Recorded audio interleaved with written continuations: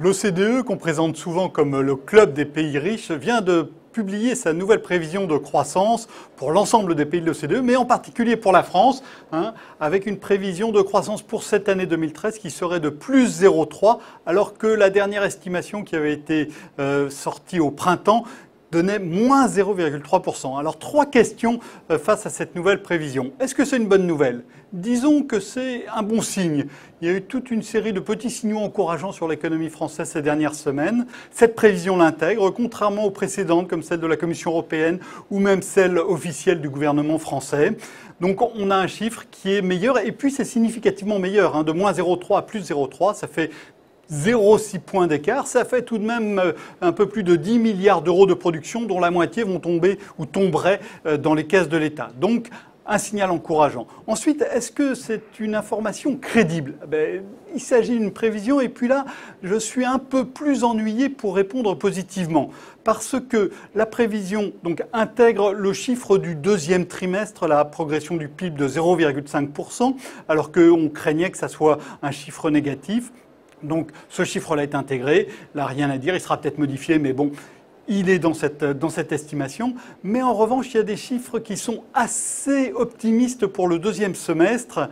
L'OCDE suppose que la production va continuer de croître de 0,4% environ pendant la fin de l'année. Or ça paraît un peu fragile pour la fin de l'année parce que les Français vont découvrir qu'ils vont payer plus d'impôts sur le revenu, que la note EDF va augmenter et d'autres augmentations. Il y a en fait là deux scénarios. Un scénario optimiste qui est oui, les impôts augmentent, mais les Français vont devenir un peu plus optimistes. Et puis les mesures sur l'emploi vont faire que la courbe du chômage pourrait effectivement s'inverser, même si c'est provisoire.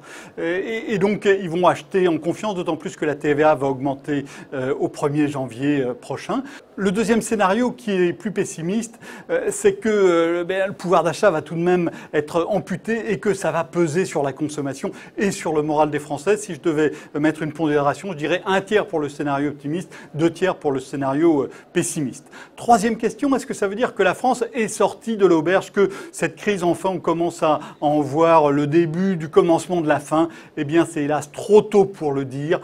Il manque toujours de ressort à cette économie française. La consommation, eh bien, elle est même très contrainte et par les hausses d'impôts qui ne sont pas terminées et par un chômage qui reste très très élevé.